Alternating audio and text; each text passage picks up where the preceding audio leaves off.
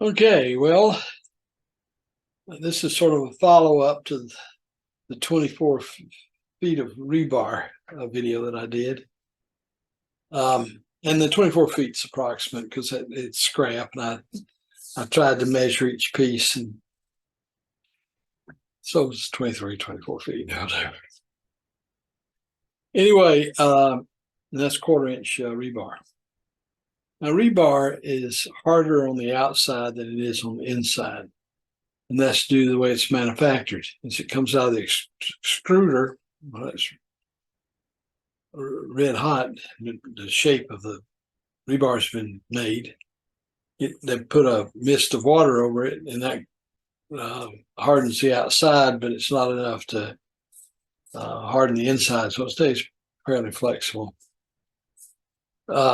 as those things go. Of course, in short links, it's not very flexible if you ever tried to bend it. Okay, so this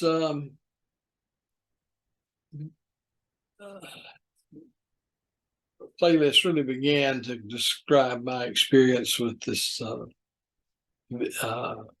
Vevor 7x14-inch mini lathe.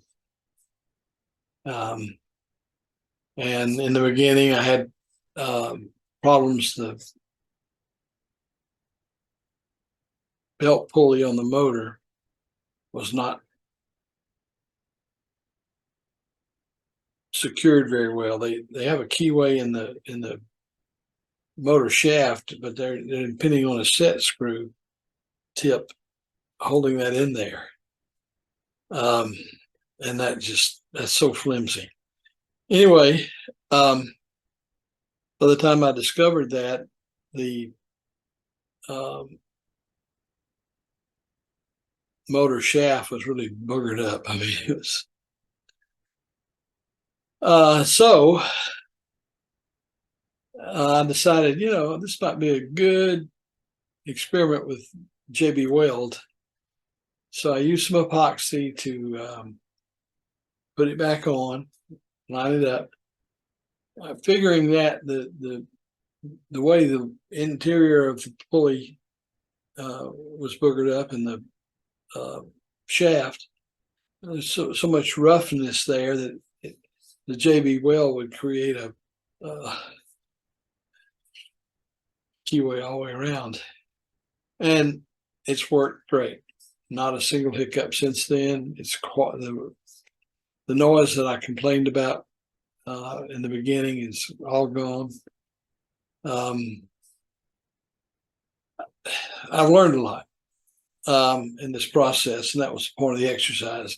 And to address those serious machinists, I'm not a machinist. I don't want to be a machinist. I'm just a tinkerer, I guess is the best way to describe me. I'm retired, got more time than I know what to do with, so I'd like to tinker with things.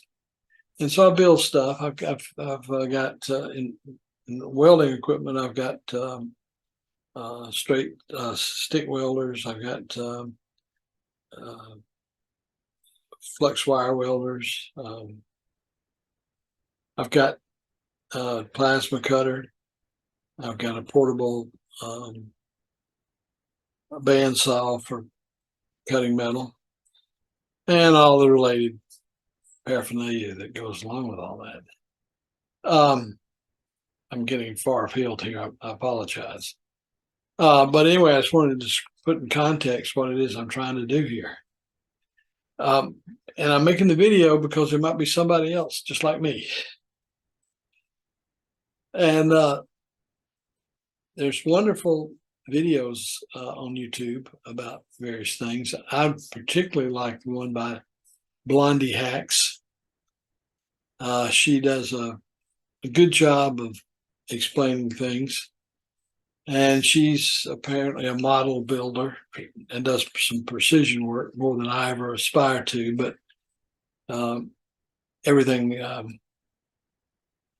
that I need to know, I guess, is there. The thing that surprised me really was the subtle things. I mean, they speak of them on the videos about the shaft speed, the angle, and what tool to use with what. But it really gets down to how you use those techniques and some strange stuff. I'm going to include at the tail end of this some stills of my lathe set up the way that I found it to be the best. And another thing I should interject here, carbide tips have gotten so cheap. I'm sort of hard pressed to understand why I would use high-speed steel, but there'll be a lot of people with different opinions. But part of that comes from the fact I don't want to have to grind them. I'd rather take those little index tips off and rotate it and whatever.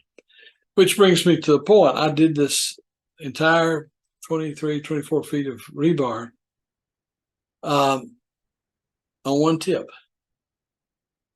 Now I'm going to have to replace that one tip, but that's a lot of turning on rough rebar. So it's holding up very, very well. One other thing on this last configuration that this will fade into, the angle, well, two things, the elevation and then the angle of the tip against the stock that you're turning. Gwen, in her video, says it should be, the tip should be about 50% position against the stock, okay, 50%. I found it on this little lathe, I have to go slightly below that.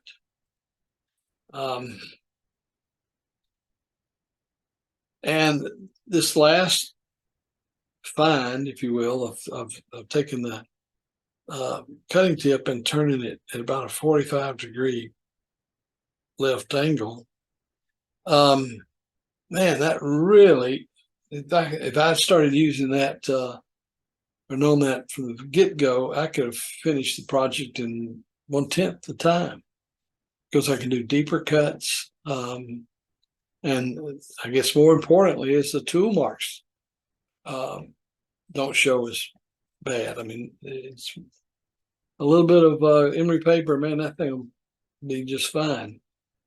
So anyway, I think I've probably rambled enough.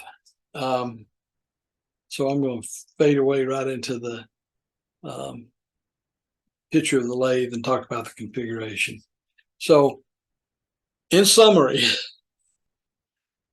if you've ever wondered whether or not, if you're ever on the fence on whether you wanted to buy a 7x14-inch mini lathe, you know, I got this thing with shipping and everything for a little less than $700. So I'm happy with that.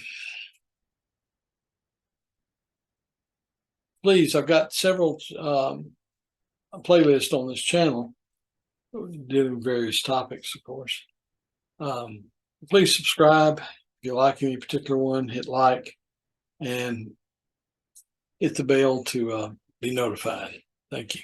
Stay tuned now. There's more coming. After turning approximately 24 feet, 1/4 inch rebar, this is the configuration that worked best. You notice that the tool holder angles to the left, and I think that bites into the shoulder of the new cut better, and it also makes a much smoother cut without as many visible tool marks. So that really works well. The rapid change tool holder that I purchased for this, a little bit disappointing. It's not machined to anything close to a good tolerance. So you'll notice that it's leaning off to the left and downhill, so to speak.